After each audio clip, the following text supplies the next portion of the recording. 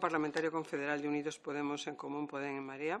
La señora Alonso Clusa tiene la palabra. Gracias, presidenta. Gracias, Manuel Bueno, por la comparecencia. Nos ha relatado a lo largo de la misma, nos ha planteado posturas y medidas que debería contemplar una nueva ley educativa. Nos gustaría hacerle una serie de preguntas, más que nada para desarrollar en la medida de lo posible, o más bien para concretar algunos de los puntos, yendo desde aspectos más sociales a otros más políticos. Por una parte, en cuanto a la formación del profesorado, ha hablado de la necesidad de revertir, lógicamente, los recortes para que se desarrolle adecuadamente. Nos gustaría saber cómo consideran que debería ser, si es que consideran que debería ser, lo que se ha llamado el MIR educativo. Como estudiantes, ¿qué carencias, qué puntos fuertes valoran que tienen los docentes en nuestro sistema educativo? Y, sobre todo, ¿en qué aspectos concretos consideran que deberían recibir más información los docentes? Por otra parte, en los últimos años se ha producido una disminución de los beneficiarios de becas y ayudas al estudio en más de 500.000 personas, siendo especialmente intensa esta reducción en las ayudas al estudio desde el curso 2011-2012. ¿Cómo debería hacer frente una nueva ley educativa a estos hechos? Además, el Ministerio se está retrasando en el ingreso a los beneficiarios, por otra parte, de las ayudas. Nos gustaría que nos contase más acerca de la situación y sobre cuáles están siendo las consecuencias de esta situación en la vida de los estudiantes, ¿no?, en el día a día.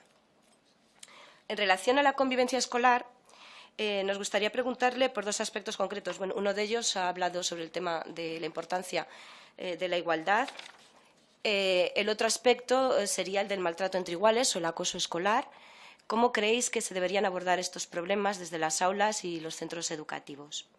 Y ya por último, aunque también nos ha hablado de algunos de estos temas, como la necesidad de la autonomía de los centros o el tema de la evaluación de los mismos, etcétera, sí me gustaría concretar en estos aspectos de la arquitectura del sistema educativo sobre estos puntos: la autonomía de los centros y la evaluación de los mismos, los itinerarios, especialmente en lo que se refiere a la FP, y la repetición de curso, y también la educación infantil, de la que se ha hablado menos.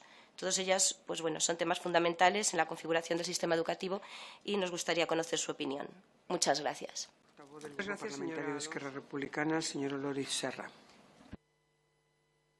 Gracias, presidenta. Gracias, Manuel Bueno, por tu presencia y por tus palabras. Eres el número 18, si no me equivoco, que llevamos en estos momentos escuchando.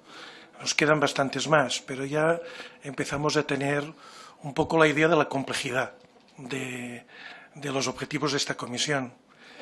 Y puede que ya empecemos o tendríamos que compartir un diagnóstico, que no sé si todos los grupos lo querrán compartir. Y es que la LOMCE ha sido, en la historia de la educación, una ley inservible. Si no, no estaríamos aquí. Pero esto cuesta de reconocer. Y, de hecho, que no lo hayamos derogado, puede llevar a una cierta confusión en esta comisión. Como si no fuese tan mala, en la medida en que de momento se va aplicando.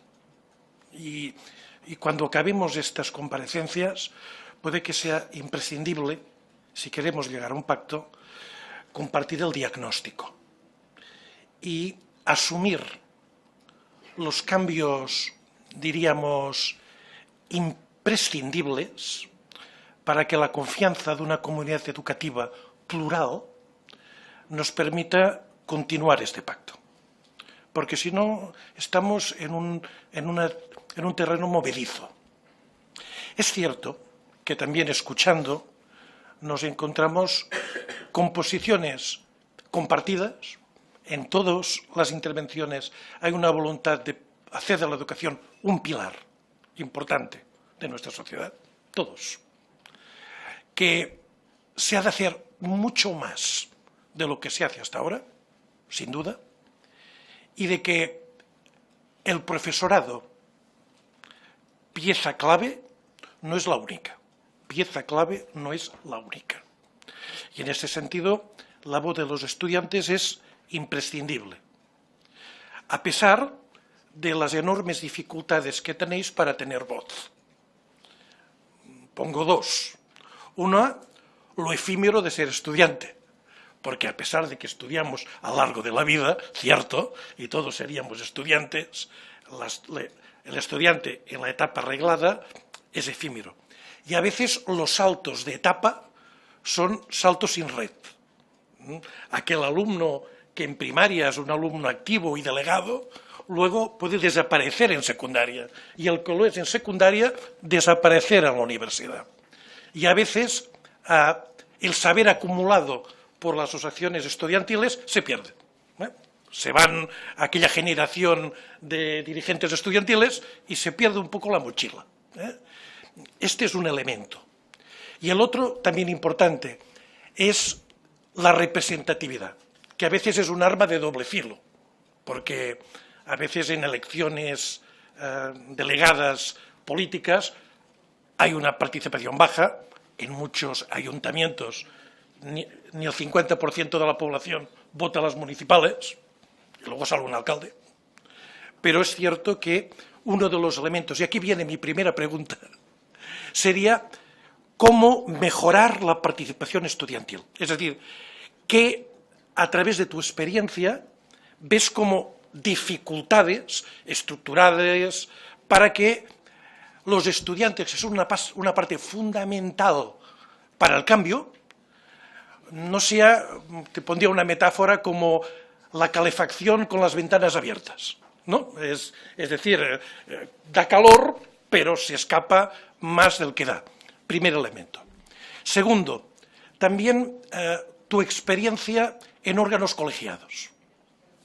Yo he estado dando clases hasta el año pasado, y entre mis estudiantes, mis buenos estudiantes, muchos de los cuales también eran generosos delegados, a pesar de que esto podía significar para su currículum, y algunos padres de ellos les decían, no pierdas el tiempo, que tienes la selectividad. No, pero sacaban buena nota en selectividad también, pero se esforzaban. Y me decían, es que muchas veces en el consejo escolar hablamos y luego no sirve para nada. Un poco lo que me pasa a mí en este congreso a veces también, ¿eh? O sea que te lo comparto. Hablamos y no sirve para nada. Y esto sí que lleva a muchos estudiantes a decir, oye, pues no vale la pena. Si el delegado es el que ha de borrar la pizarra, pues que la borre otro, digamos, ¿no? Por tanto, importante este elemento. Tercera cuestión. Hemos visto cómo venía la escuela concertada y la escuela pública y defendía, digamos, de forma numantina cada uno su modelo. Yo pienso que a veces uno explica lo que conoce. Yo conozco alumnos que he tenido en la universidad que venían de la escuela concertada, fantásticos, digamos, altruistas, etcétera, y algunos que venían de la pública que eran más egoístas que una paparra, que decimos, ¿no? Es decir, no es cierto, porque yo estudié en el franquismo y no he salido demasiado franquista, por así decirlo, ¿no? Es decir, que la educación te influencia hasta cierta parte, te condiciona, pero no te determina, ¿no? Pues en este aspecto para mí también es interesante ver hasta qué punto se pueden dar la mano dos modelos. Yo lo decía aquí con un proyecto común, la educación como servicio público. La educación como servicio público, que se podría dar a través de la escuela pública o a través de la escuela concertada que acepta los objetivos de un servicio público. Lo digo porque esto de decir, y acepto la concertada hasta que desaparezca, hasta que se muera, hasta que se suicide, mira, ya los japoneses ya no se hacen el harakiri, ni los japoneses, ¿no? Por tanto, es decir, difícil decirle a alguien que colabore en un pacto para que se suicide, pues no lo hará. Pero sí que es cierto que la educación no es un instrumento de negocio. Esto ha de quedar claro. La educación no es un negocio. Y quien quiera hacer un negocio, pues será otra cosa, que puede usar medios educativos, pero no lo es. Ese sería un poco el principio. Porque si nos ponemos de acuerdo en que esta ley vigente no vale, que se ha de encontrar los medios para, lo acabo de seguida, para que no continúe haciendo daño, y nos ponemos de acuerdo en un común denominador, a lo mejor Manuel Cruz me convence y este pacto es posible. Si no, lo veo mal. gracias, señora Alonso. Por el Grupo Parlamentario Socialista tiene la palabra la señora Martínez Seijo. Gracias, señora presidenta. Gracias, señor Bueno. En realidad compartimos muchas de las cuestiones que ha planteado en su exposición inicial. Desde luego, sin duda, para nosotros el corazón del sistema educativo tiene que estar centrado en el alumnado, ¿no? Y en conseguir la mejor calidad posible para llegar al mayor número posible de alumnos, independientemente de las necesidades educativas que puedan tener. Y consideramos que hay dos conceptos primordiales para nosotros. El primero, y en ese sentido también coincidimos, es el derecho a la educación. El derecho a la educación a lo largo de toda la vida y con una garantía de igualdad de oportunidades y también de prestar una calidad educativa. Y por calidad educativa entendemos una atención adecuada en función de las distintas necesidades, como usted ha señalado previamente. Estas son algunas de las cuestiones que entendemos que les deben preocupar al conjunto de los alumnos, tener esa certidumbre de que ante la falta de recursos económicos puedan tener un derecho subjetivo a recibir una beca, una ayuda para adquirir libros de texto, para poder tener transporte escolar, etcétera. Y somos conscientes de las grandes dificultades que se han tenido que atravesar en estos últimos años, incluso para poder compatibilizar el estudio y el trabajo y poder continuar los estudios. Y somos conscientes de que un importante número de alumnos tienen dificultades para tener la beca cuando verdaderamente la necesitan por el retraso que se está produciendo a la hora de percibirla. E incluso también somos conscientes de que en un número importante de ocasiones algunos alumnos, tanto en enseñanzas universitarias como no universitarias, han tenido que devolver la beca que habían recibido previamente. Por tanto, yo creo que la primera preocupación que tenemos que manifestar es esa necesidad de que todo el alumnado tenga garantizado ese derecho a recibir una beca cuando verdaderamente es necesaria, ¿no? Y poder estudiar. Y, desde luego, es importante, como hemos podido constatar en estos últimos cursos escolares, que hay que garantizar que todos los alumnos tengan el material escolar al principio de curso, porque no está al 100% garantizado. Y, en ese sentido, le queríamos preguntar, en primer lugar, cuál es el sistema más adecuado que a ustedes les parecen para que ningún joven sea privado de material escolar, teniendo en cuenta que hay distintos sistemas para acceder al material escolar, a los libros de texto, según comunidades autónomas. Compartimos también una serie de cuestiones que entendemos que deben resultar preocupantes entre el alumnado, empezando por las condiciones que hay en los propios centros. Todos sabemos que con el decreto al que usted ha hecho alusión del 2012 se ha incrementado de manera especial la ratio en los centros educativos, llegando a poder alcanzar 30 alumnos en educación primaria, 36 en educación secundaria y hasta 42 alumnos por aula. Una situación, una ratio tan elevada que nos ha situado a España incluso en el primer lugar en ratio en la educación secundaria de los países del entorno de la Unión Europea. Y, desde luego, estas ratios están reñidas con la calidad educativa a la que aspiramos, por lo menos en este grupo parlamentario. Y, además, es una ratio que va absolutamente en dirección contraria a lo que se necesita, que es un buen clima de convivencia. Y, desde luego, con tantos alumnos en el aula y con tanta diversidad en las aulas, desde luego se producen muchas disrupciones que van creciendo paulatinamente y, desde luego, la atención individualizada que puede prestar el profesor al alumnado es, sin duda, menor. Y hay una serie de cuestiones que también coincidimos. A mí me parece muy preocupante, como usted ha señalado, la situación del abandono temprano de educación y formación en nuestro país, que está asociado en un porcentaje muy elevado de casos a la repetición de curso que se produce fundamentalmente en educación secundaria, y que también, por cierto, en la que España tenemos una situación de ventaja en cuanto al número de repetidores por curso.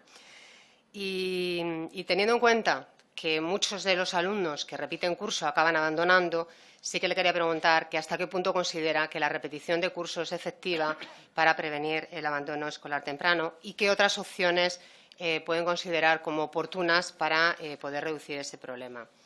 Nos preocupa también la situación en el entorno escolar, del acoso escolar, que también se ha comentado previamente, el bullying, el ciberbullying, y hasta qué punto usted considera la situación como grave en los centros educativos y qué enfoques para la prevención le parecen más adecuados, teniendo en cuenta que hay nuevos métodos como pueden ser la ayuda entre iguales, en la que los alumnos y los estudiantes toman parte de una manera activa.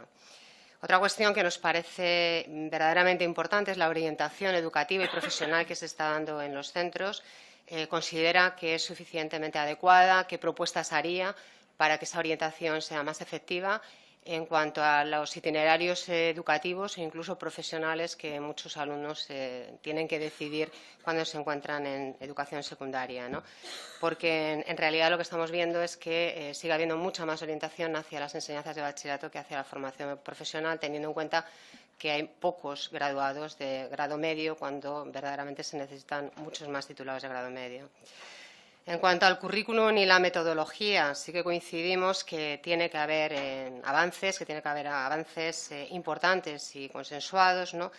Porque, como ya decía antes, hay un porcentaje elevado todavía de fracaso escolar en nuestro país y ¿cuáles considera las razones que afectan de manera más especial a que haya tanto fracaso escolar en nuestras aulas y de qué manera usted entiende que podría prevenirse esa tasa de fracaso escolar teniendo en cuenta las metodologías que se están utilizando por parte del profesor en las aulas, ¿no? Si considera que la metodología verdaderamente puede afectar de una manera directa en el fracaso escolar.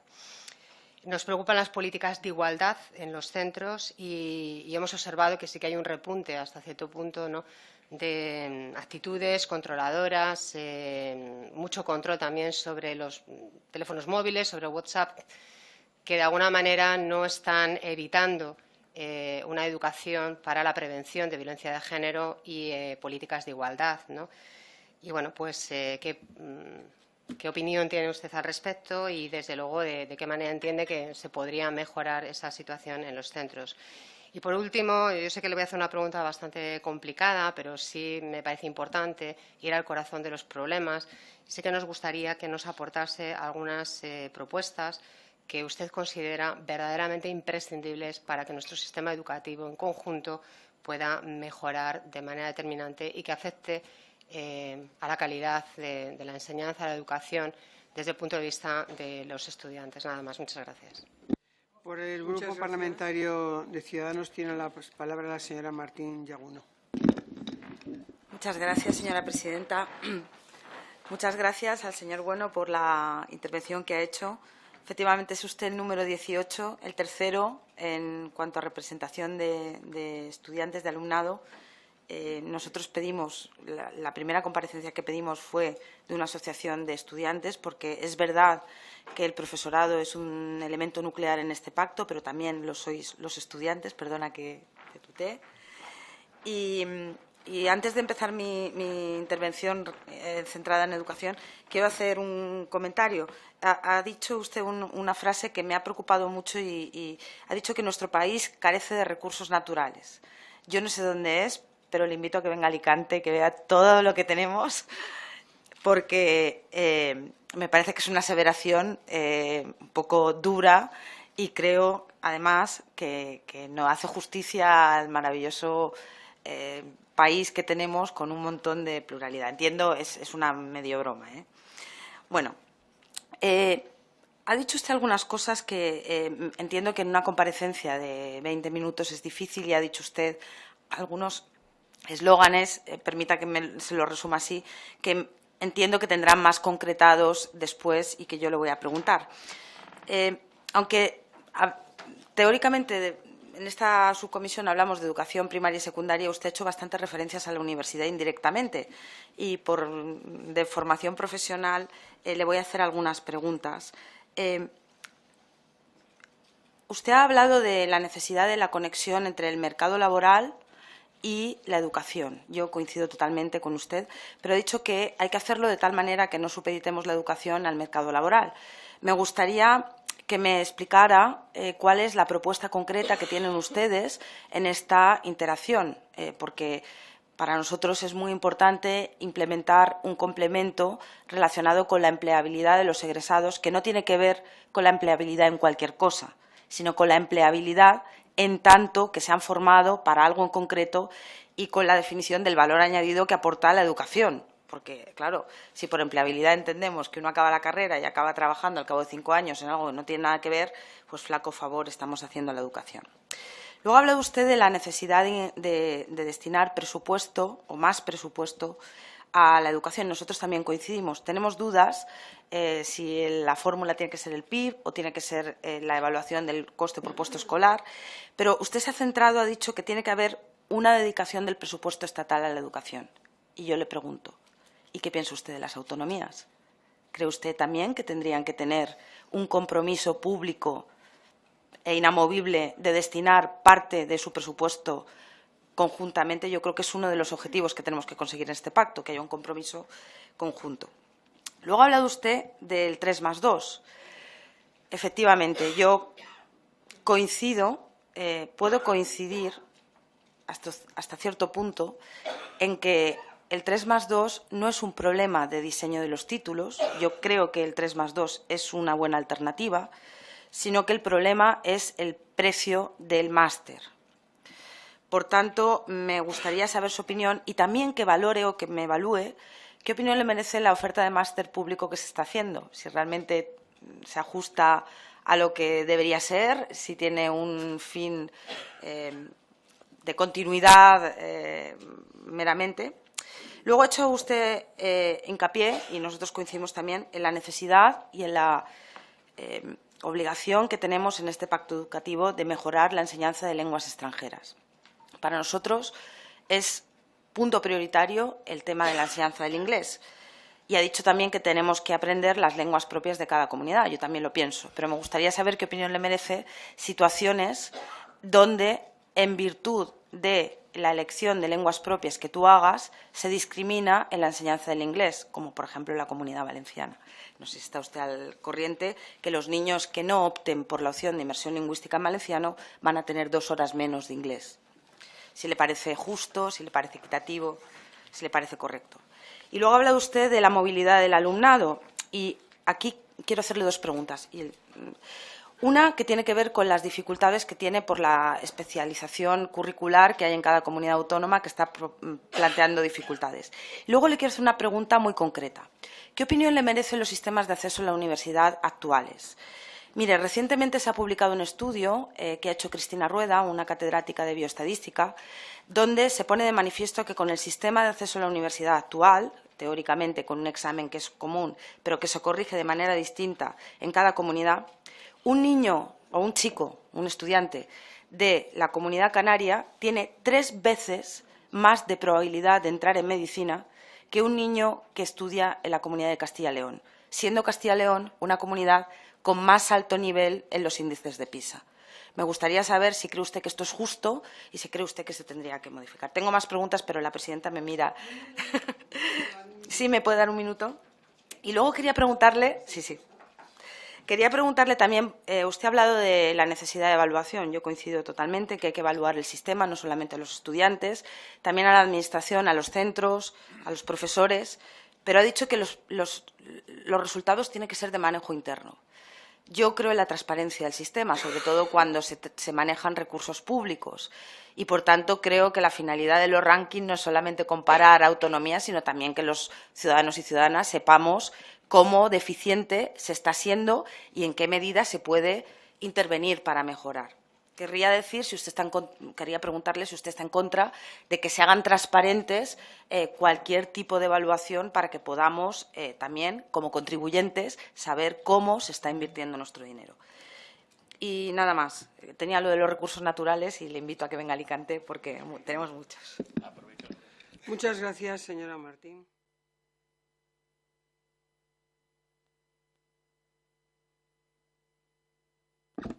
Intervenciones, voy a proceder a contestar en dicho orden. Me preguntaba el señor Oloriz sobre qué hacer para mejorar la participación estudiantil.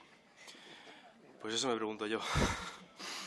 No, nos hemos encontrado a lo largo de estos últimos 5 o 6 años, que son los que yo llevo participando en el movimiento estudiantil de forma más implicada, con un problema que no sabemos de dónde viene, pero que está patente, y es que con el progresivo paso de los años la gente ha perdido el interés, ya no solo por la participación educativa, sino por la participación política en general. Hemos llegado a tener situaciones en las que una manifestación contra los recortes congregaba a 30 personas y un macrobotellón a 5.000. Y nos hemos quedado muchas veces perplejos ante situaciones como esta.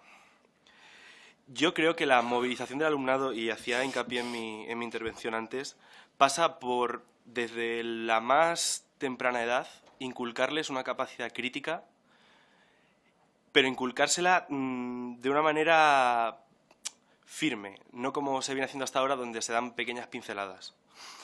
Porque yo creo que si desde pequeño se educa al alumno en que tiene que reivindicar lo que cree que es justo, de una forma respetuosa, pacífica, dialogante, no entramos en que haya que prenderle fuego a nada. Si desde pequeño se le va inculcando y se le anima a participar y se le recompensa, no de manera económica, no con prebendas, sino desde el propio profesorado se anima a los compañeros a que admiren y reconozcan al que se implica, al que participa, cuando ese alumno tenga 10, 12 años más, será un alumno que con el refuerzo positivo que ha recibido tendrá ganas de participar. Pero es que sus compañeros verán que eso es lo deseable y tendrán también ganas de participar. Nosotros creemos que actualmente recetas para hoy mismo ya, estamos igual de perdidos que usted, pero creemos que esto empieza en la base, que es ahí donde deberíamos empezar a trabajar. Vale, respecto a eso, después me decía mi experiencia en órganos colegiados. Bueno, yo llevo, este es el 4º año que estoy en el Consejo Escolar del Estado. Estoy también de delegado de clase en la universidad, he estado varios años, he participado en juntas de facultad, consejos de centro, bueno, un sinfín de cargos. Y mi experiencia es la que decía usted, de se habla, pero se habla y ya está.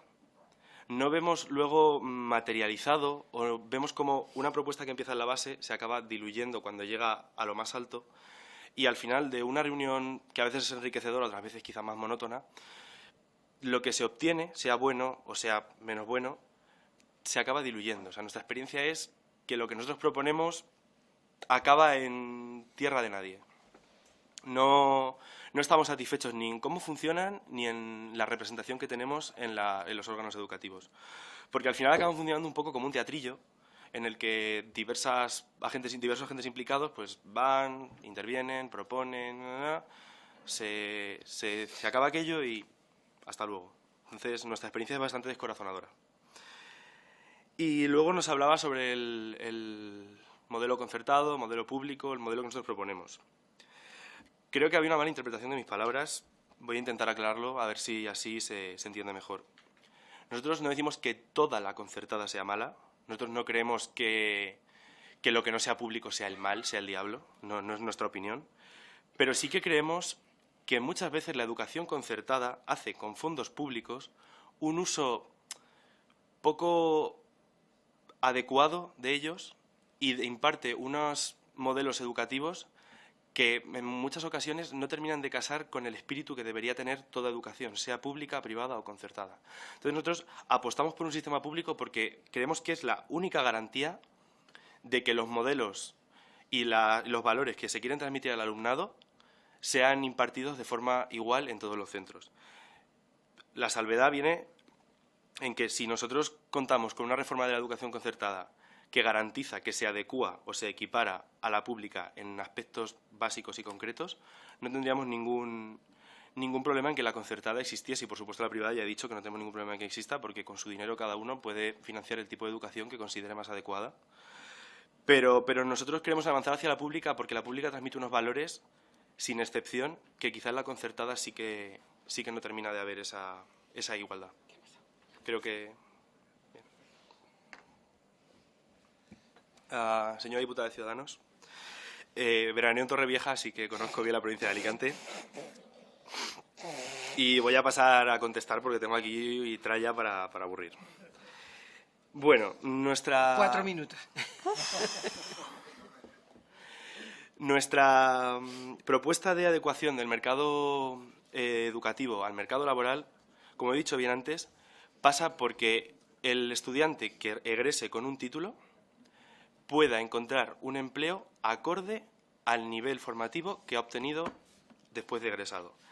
Eso sí, siempre y cuando la orientación mercantilista o la orientación económica del mercado no prime sobre el enfoque que queremos dar a la educación. Queremos que la educación recoja aspectos más rentables económicamente, como últimamente son las ciencias técnicas, las ciencias de la salud, pero que ese criterio de empleabilidad y mercantilismo no silencie a otras ramas educativas, como pueden ser las humanidades o las artes, que nos parecen igual o tan necesarias, pero que hoy en día se encuentran depauperadas y denostadas.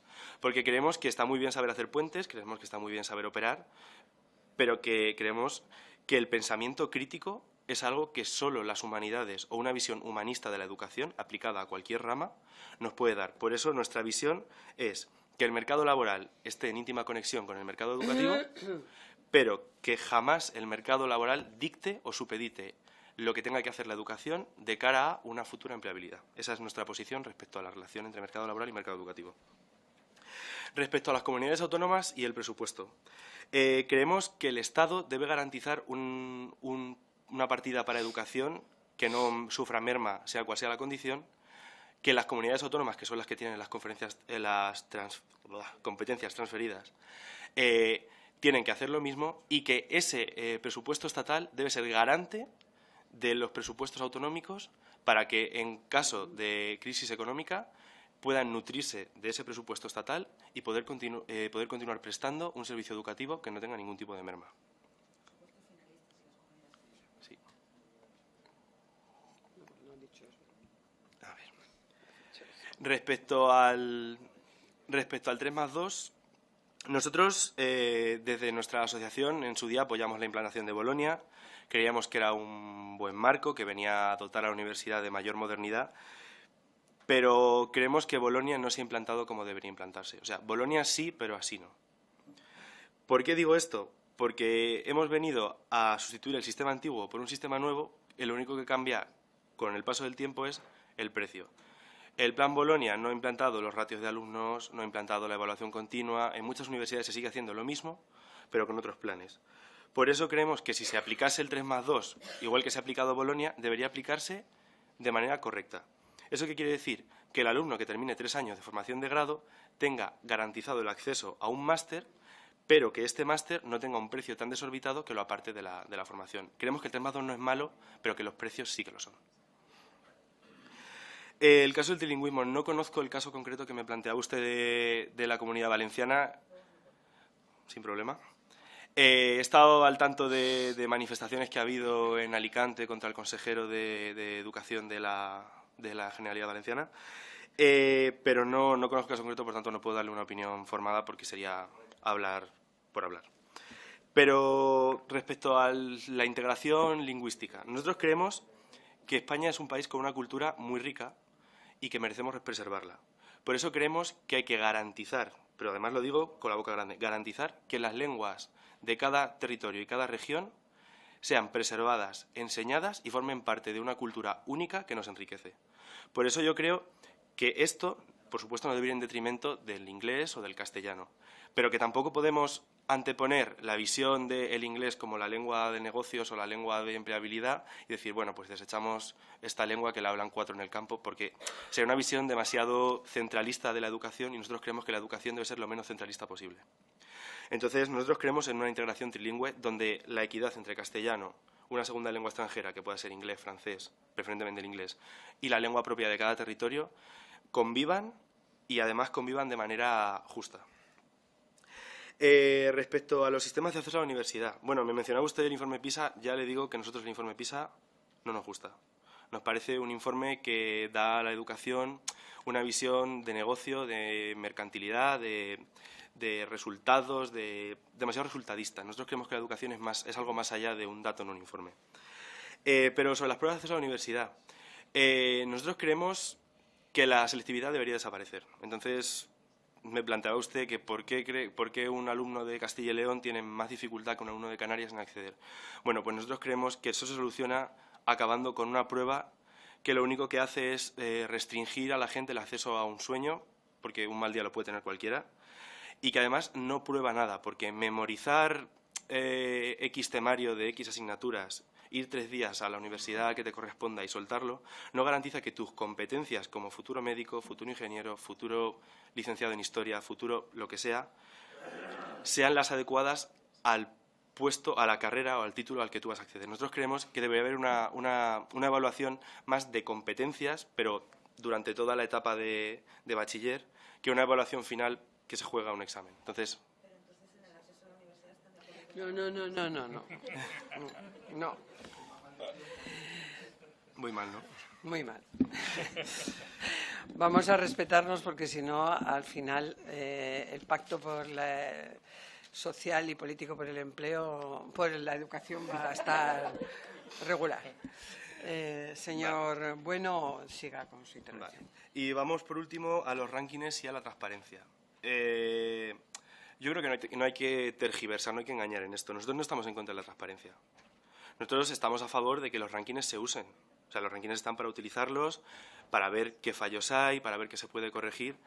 Pero creemos que su publicación de una forma... Perdón, he dicho rankings y me refería a evaluaciones. Nosotros creemos que la publicación de estas evaluaciones de forma de ranking, de forma de posiciones, escalas, puede dar lugar a agravios comparativos completamente innecesarios entre las diferentes comunidades autónomas. Entonces, no es que no queramos que el contribuyente no sepa en qué se gasta su dinero o si se está invirtiendo bien o mal, por supuesto, pero creemos que hay otras formas de expresarlo mucho mejores que comparar si los canarios y los catalanes o los leoneses y los murcianos son más listos o más tontos, que no es el caso, pero que al final se acaba entendiendo así. Creemos que el dinero del contribuyente debe ser transparente, el gasto debe ser transparente, pero sin comparar a unos con otros. Esa es nuestra posición. A ver, señora diputada de Podemos. Vale, voy a intentar ser breve porque veo que voy justito de tiempo. ¿Me hablaba usted del MIR educativo? No, MIR educativo no. La educación y la sanidad son dos ámbitos completamente distintos. Yo estudiaba medicina, conozco el ámbito de la sanidad desde dentro y le puedo asegurar que lo que hace un estudiante de MIR o un residente no tiene en absoluto que ver con lo que puede hacer un profesor en un aula aprendiendo a adquirir competencias. Nosotros creemos que hay que mejorar la formación del profesorado desde el grado y en los posgrados también, dotarlos de mayor contenido y de mayor calidad, pero el MIR educativo no tiene mucho sentido porque la situación de la educación y de la sanidad no son comparables y, por lo tanto, trasladar un sistema de un ámbito a otro carece de sentido. Respecto a la formación docente, nosotros creemos que la mejora de la formación docente pasa por la formación continuada y por dotar a esta de un presupuesto adecuado.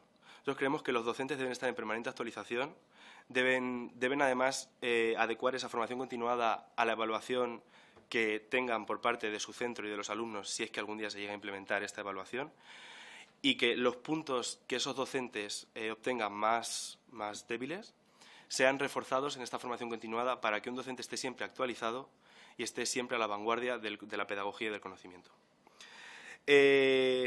¿Cómo están afectando las becas a la vida estudiantil? Ya ve que voy de una a otra rápido, porque si no, no... Sí, porque ya llevamos 15 minutos y tiene que ir terminando. Si no hay tiempo. Pues tengo compañeros que han tenido que dejar los estudios, tengo compañeros que han tenido que pedir préstamos, tengo compañeros que han tenido que hacer colectas para poder pagarse una matrícula, tengo compañeros que han tenido que recurrir a amigos, a familiares para poder pagar. Así que el tema de las becas lo contemplamos como algo muy necesario de recuperar y de recuperar bien, porque está expulsando de la universidad a muchísima gente que además tiene una gran capacidad y que creemos que no debería perderse. Respecto a cómo abordar los problemas de igualdad y acoso. Bueno, mencionaba antes los planes de convivencia escolar. Creemos que los planes de convivencia escolar deben abordar desde el primer minuto hasta cuando se produce un caso. No debemos restringir ha sucedido un caso, entonces aplicamos un plan. Debemos hacer que la educación en valores de igualdad, de coeducación, de respeto, de tolerancia, sea una materia tan transversal que no tengamos que llegar a un punto en el que se produzca un caso, pero que si se produce el caso haya un plan de convivencia escolar que implique a todos los agentes educativos y que dote a la respuesta de la mayor la respuesta más democratizada posible, que todos los afectados, tanto de la administración educativa como alumnos, como padres, tengan voz, tengan voto y puedan resolver el problema sin necesidad de pasar a casos mayores, como hemos visto desgraciadamente últimamente en televisión. La autonomía de los centros. Bueno, nosotros creemos que los centros deben ser lo más autónomos posibles porque creemos que una autonomía del centro le dota de una mejor planificación, le permite atender mejor las necesidades de sus alumnos y además reduce el centralismo educativo, que es algo que he mencionado antes y que quiero recalcar ahora. Nosotros estamos a favor de la educación descentralizada y una educación que respete las peculiaridades de cada centro y de cada territorio. Y por último, la educación infantil sí que es verdad que la hemos tratado poco, también es un ámbito que en representación estudiantil es más invisible porque no hay nadie de educación infantil que pueda darnos su visión desde el alumnado, entonces es complicado. Pero bueno, yo hablaba antes de la universalización de la educación pública de 0 a 18, nosotros creemos que la educación infantil debe ser universal y gratuita, de 0 a 6 años, que se deben reforzar plazas, que se deben reforzar horarios, que debe satisfacer las necesidades de los padres que tienen complejidad laboral a la hora de compatibilizar la paternidad o la maternidad con la educación de sus hijos, y nosotros apostamos por eso, porque la educación infantil responda a estas necesidades. Señores del Grupo Socialista, voy también rápido. El sistema adecuado para que haya un material escolar garantizado para todos los alumnos. Bueno, nosotros creemos que el sistema que había en Castilla-La Mancha hasta la entrada de María Dolores de Cospedal en 2011, gestionado por el gobierno de primero José María Barreda y luego antes de José Bono, era un sistema bastante válido, bastante bueno, era un sistema de gratuidad de libros. Estos libros se prestaban durante 4 años y después se renovaban. Los padres no tenían que pagar ningún tipo de coste adicional por los libros y además creo que a ese sistema se podría añadir un sistema de microayudas para la compra de material como pueden ser bolígrafos, lapiceros, cuadernos y demás. Entonces creemos que el sistema que había en Castilla-La Mancha compatibilizado con un sistema de préstamos y ayudas a la compra de material como este sería la forma más adecuada de hacer que el material escolar llegue a todos los alumnos. Respecto a repetir curso, muy bien, pues respecto a repetir curso tenemos una propuesta bastante clara.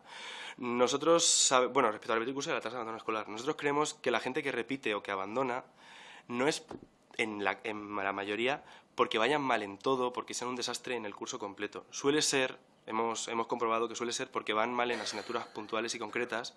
Entonces nosotros creemos que la mejor forma de luchar contra esto es aumentar el refuerzo educativo en horario escolar y extraescolar, para que estas personas que tienen problemas concretos en materias concretas vean reforzada su situación en el sistema y así, en lugar de abandonar porque 1 o 2 asignaturas se les resisten, tengan refuerzo en estas y puedan continuar integrados en el ciclo educativo.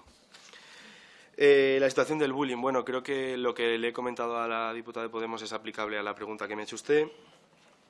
La orientación educativa, buena pregunta. Nosotros creemos que la orientación educativa debe ser mejor. Yo hablo desde mi experiencia personal, pero he tenido compañeros que me han transmitido su experiencia y suelen ser similares. El orientador se limita a pasarte un test en cuarto de la ESO para ver qué rama del bachiller quieres hacer, a pasarte otro test en primero de bachiller para ver qué rama de la universidad quieres escoger y poco más. No le ves más, no tienes contacto con él, no se implica. Hablo de mi caso y de casos que me han hablado. No digo que todos los orientadores sean malos ni que todos los orientadores no se impliquen. Pero sí que es verdad que para los que no están tan implicados y para los que sí, habría que dotarles de mayores capacidades y darles más horas de trabajo con los alumnos para que puedan escucharles y dar una atención individualizada y personalizada a cada uno de los alumnos. Porque hemos podido comprobar en estos años que mucha gente entra a una carrera a la que luego se da cuenta de que no quiere estar, que tras 2 años abandona porque se da cuenta de que no puede. Y sin fin, nos ahorraríamos muchos gastos innecesarios en 2 o 3 años de universidad que no... Señor Bueno, tiene que ir resumiendo, son Vale. 20 minutos ya y en 1 minuto tiene que terminar. Pues eso, creemos que hay que dotar de mayor horario y de mayores competencias a los orientadores. Prevención escolar. Vale, la violencia de género también viene abordada un poco en la respuesta que le da la señora diputada de Podemos. Y propuestas concretas para mejorar la calidad educativa. Bueno, pues yo creo que de todas las que he dicho, la principal, aunque suene muy genérica, es que lo que se invierta, que debe invertirse más, se invierta de forma efectiva. Nosotros creemos que mejorar la calidad no es solo emplear el dinero, sino emplearlo bien. Es ahí donde quizá falte una mejor evaluación de cómo se emplea el dinero y de a qué puntos débiles debe atacar con los presupuestos. Y por último, paso al señor diputado del Partido Popular, paisano. Decía usted que que parece que vengo coordinado con los señores diputados del Grupo Socialista. Bueno, no es que venga coordinado, pero yo no oculto mi filiación progresista ni mi filiación de izquierdas, ni me avergüenzo de ella. Y por ello puede que mis medidas coincidan con las suyas en parte, porque al fin y al cabo compartimos visiones en este aspecto. Hablaba usted del gobierno de Emiliano García Paje. Además lo ha mencionado varias veces. Voy a dejarlo para el final. Me lo ha mencionado dos. No da tiempo. El minuto se va... Lo voy a dejar para el final porque no es lo que nos ocupa en esta comisión, Sí, entonces voy a las preguntas concretas de la comisión. La concertada, no sé si la aclaración que le he dado al señor diputado de Esquerra Republicana le es válida, si necesita otra aclaración la puedo hacer. Y además diferenciar, ha hablado usted de los centros de educación especial. Esos centros suelen funcionar como régimen de cooperativa educativa algunas veces.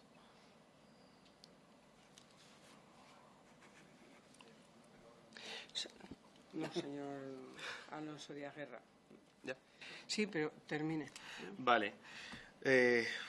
¿Por dónde voy? Vale, la 11, que esta sí que es importante. Nosotros... Tiene un minuto. Pues el minuto último para la 11, venga, vamos a ello. Si seguimos así, lo acaba usted enseguida. Nada.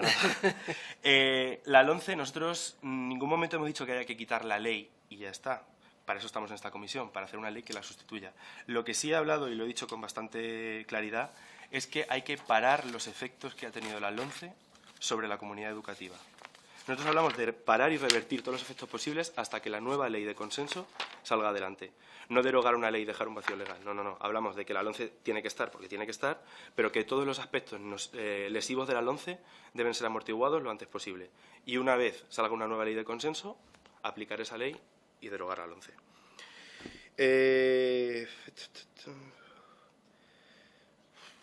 No entiendo ni mis notas ya, madre mía. Pues muchas gracias, se acabó el minuto. Bueno, pues muchas gracias, señor Bueno González, si es usted tan amable, alguna de las preguntas que veo que tiene usted mucho interés en contestar, nos las remite por escrito, seguramente que nos serán de utilidad a la hora de los trabajos internos de la subcomisión. Muchas gracias, señor. Gracias a usted.